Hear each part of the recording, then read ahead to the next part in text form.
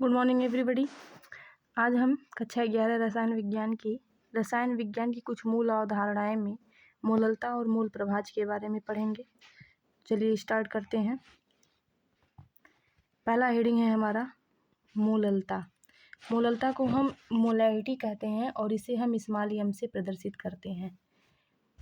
अगर हम विलायक को ए से डिफाइन करें, विलेय को बी से और विलयन को टी से माने, तो 1 किलोग्राम विलायक में उपस्थित विलेय के मोलों की संख्या को हम मोललता कहते हैं।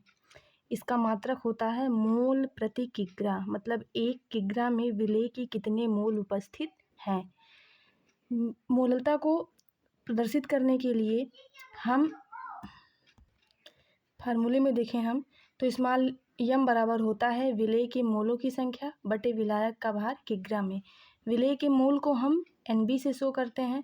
विलायक का भार हमारा WA है किग्रा में, इसे हम लिख सकते हैं NB बटे WA किलोग्राम में। दूसरा फार्मूला हमारा बनता है कि हम मोलों की संख्या को भार बटे अणुभार में शो कर दें, तो NB इक्वल टू हो जाएगा WB बटे MB, मतलब मोलों की संख्या बराबर क्या होता है, भार बटे अणुभार, विलेय का भार बटे विलेय का अणुभार। तो मोलों की संख्या को हमने भार बटे अणुभार में डिफाइन कर लिया और इंटू हो गया हमारा WA, मतलब विलायक का भार। तो दूसरा फार्मूला हमारा ये होता है। अब एक क्वेश्चन हम देखते हैं कि 2.5 ग्राम CH3COOH के 75 ग्राम बेंजीन में बने विलयन की मोललता ज्ञात कीजिए। अब यहाँ पे जो बेंजीन है वो किसका काम कर रहा है, तो बेंजीन हमारा काम कर रहा है विलायक का। विलायक की मात्रा हमारी दे रखी है 75 ग्राम और CH3COOH इसकी मात्रा हमारी विलेय की जो मात्रा है, ये विलेय का काम कर रहा है और इसकी मात्रा दे रखी है 2.5 ग्राम।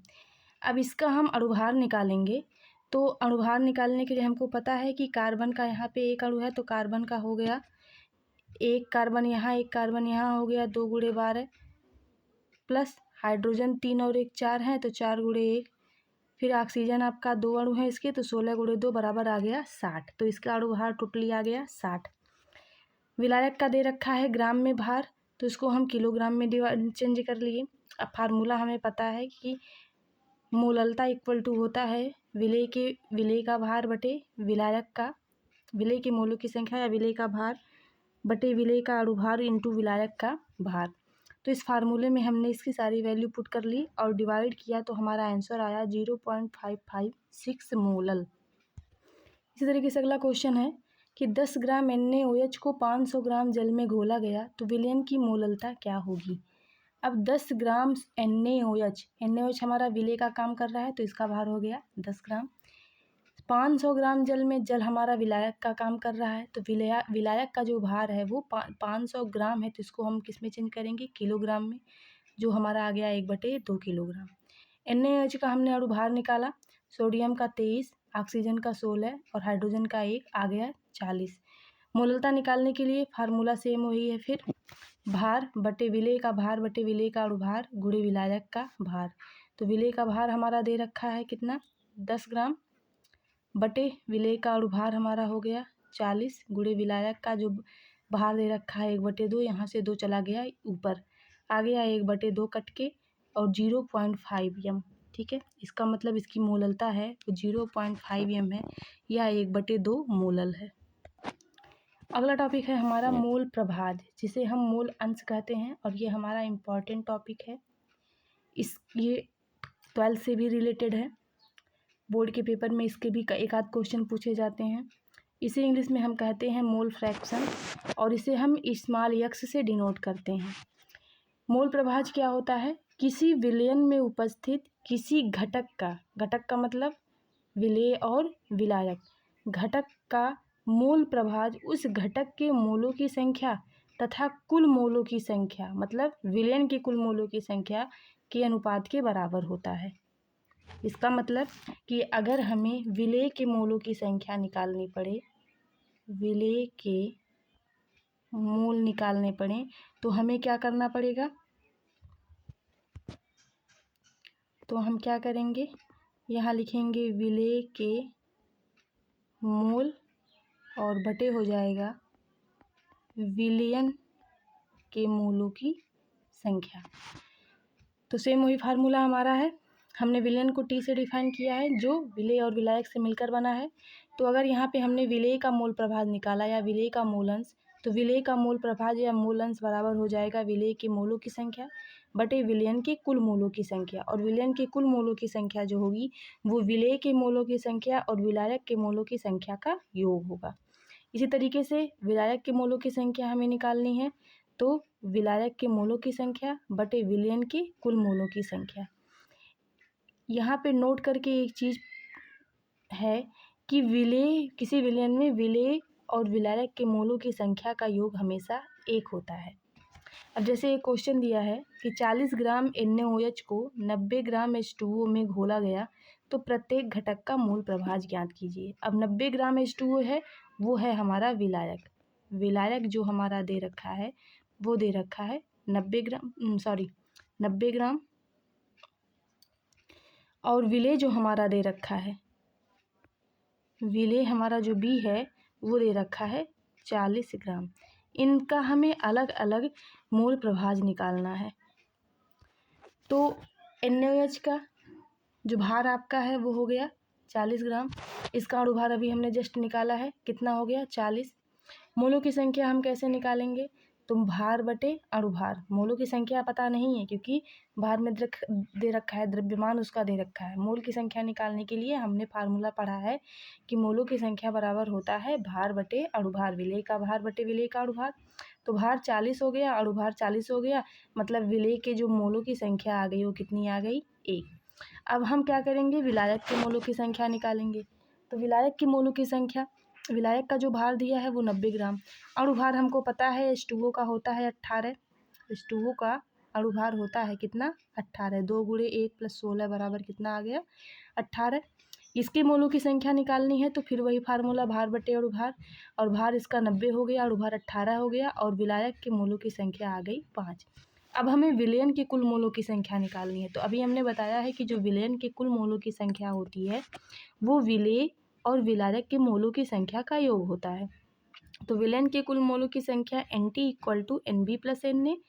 NB की वैल्यू 1 है, NA की वैल्यू 6 है, मतलब टोटल विलयन के कुल मोलों की संख्या आ गई कितना 6। अब हमको विलेय के मोलों की संख्या विलेय का मोल प्रभाज निकालना है। तो विलेय का मोल प्रभाज निकालने के लिए विलेय के मोलों की संख्या बटे विलयन के कुल मोलों की संख्या। तो विलेय के मोल हैं 1 और विलयन के कुल मोल हैं 6, तो हमारा विलेय का मोल प्रभाज आ गया 1/6। इसी तरीके से विलायक का निकालना है। तो विलायक के मोलों की संख्या बटे विलयन के कुल मोलों की संख्या। विलायक के मोलों की संख्या है 5 और विलयन के कुल मोलों की संख्या है 6, तो आंसर हमारा आ गया 5/6। अब अगर हमको आंसर की चेक करनी है कि आंसर हमारा चेक है कि नहीं, तो अभी जस्ट हमने आपको बताया है कि विलयन में जो विलेय और विलायक के मोलों की संख्या का योग होता है वो हमेशा कितना होता है 1।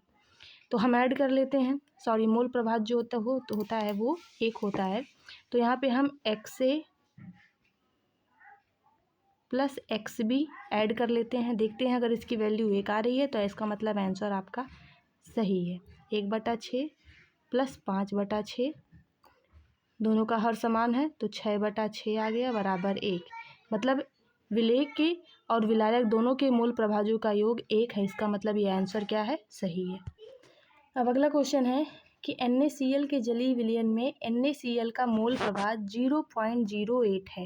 यहाँ मोल प्रभाज या मोल अंश की वैल्यू दे रखी है, तो जल का मोल प्रभाज ज्ञात कीजिए।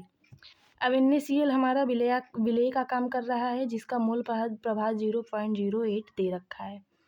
विलायक का मोल प्रभाज हमको पता करना है। तो अभी जस्ट हमने पढ़ा है कि विलयन में विलायक के मोल प्रभाज और विलेय के मोल प्रभाजों का योग हमेशा 1 होता है। अब हमें विलयन या विलेय में से अगर किसी विलायक या विलेय में से किसी एक का मोल प्रभाज पता है तो दूसरे का मोल प्रभाज निकालने के लिए हम उसको एक में से क्या कर देंगे, माइनस कर देंगे। तो यहाँ XA की वैल्यू हम पता करनी है, XB की वैल्यू 0.08 दे रखी है और इक्वल टू ये 1 के बराबर होती है। तो XA इक्वल टू क्या हो जाएगी, 1 में से इतना माइनस कर दिया, मतलब कि जो है आपका विलायक का जो मोल प्रभाज आ गया वो 0.92 हो गया। मोल प्रभाज की जो वैल्यू होती है वो उसका कोई मात्रक नहीं होता। मोल प्रभाज का कोई मात्रक नहीं होता, मतलब ये एक मात्रकहीन राशि है। क्यों? क्योंकि मोल प्रभाज एक अनुपात है और अनुपात की कोई का कोई मात्रक या विमा नहीं होता। ठीक, अगली हेडिंग है हमारी ग्राम प्रति लीटर में सांद्रता या शक्ति। ठीक है, अब ग्राम प्रति लीटर में हमें करना है सांद्रता या शक्ति, जिसे हम इस यस से डिफाइन करते हैं। तो किसी विलयन के 1 लीटर आयतन में उपस्थित विलेय की ग्राम में मात्रा, 1 लीटर आयतन में उपस्थित विलेय की ग्राम में मात्रा को हम शक्ति या सांद्रता कहते हैं, जिसे हम यस से प्रदर्शित करते हैं। और यह फार्मूला हमारा होता है यस बराबर WB/VT, मतलब विलेय का भार बटे विलयन का आयतन ग्राम प्रति लीटर में। तो एक क्वेश्चन है, यहाँ एक क्वेश्चन है 50 ग्राम ऑक्जेलिक एसिड 500 ml विलयन में घुला है तो विलयन की सांद्रता ग्राम प्रति लीटर में क्या होगी। अब यहाँ ऑक्जेलिक एसिड जो विलेय है वो हमारा, उसकी मात्रा 50 ग्राम दे रखी है, विलयन हमारा 500 ml में दे रखा है, जिसे हम लीटर में चेंज करेंगे। तो 1 लीटर में 1000 ml, तो 500 ml को चेंज करने के लिए हम 1000 से डिवाइड करेंगे तो हमारा 1/2 लीटर आ जाएगा। अब इसकी सांद्रता हमको ज्ञात करनी है, तो फार्मूला हमारा यहाँ पे लिखा हुआ है, इसमें हम वैल्यू पुट करेंगे और वैल्यू पुट करने के बाद आंसर हमारा जो आया वो 100 ग्राम प्रति लीटर आया। इस तरीके से एक क्वेश्चन और है, 11 ग्राम NaCl 550 ग्राम विलयन में घुला है, यदि विलयन का घनत्व 1.1 ग्राम प्रति ml है तो विलयन की शक्ति या सांद्रता ज्ञात कीजिए। NaCl का जो भार दिया है वो द्रव्यमान वो 11 ग्राम दिया है, इसकी हमको सांद्रता ज्ञात करनी है। विलयन को हमने T से डिफाइन किया था और इसकी मात्रा दे रखी है 550 ग्राम। अब यहाँ पे इसका घनत्व दिया है 1.1 ग्राम प्रति ml। अब आयतन तो हमें पता नहीं है, तो हम एक फार्मूला जानते हैं कि घनत्व बराबर होता है द्रव्यमान बटा आयतन। तो यहाँ से हम आयतन बराबर द्रव्यमान बटा घनत्व कर सकते हैं। तो यहाँ से हमने डिवाइड किया तो आयतन हमारा आ गया 500 ml, जिसको हमने लीटर में चेंज किया और आ गया 1/2L। इसकी वैल्यू हमने फार्मूले में पुट की तो आंसर हमारा आया 22 ग्राम प्रति लीटर।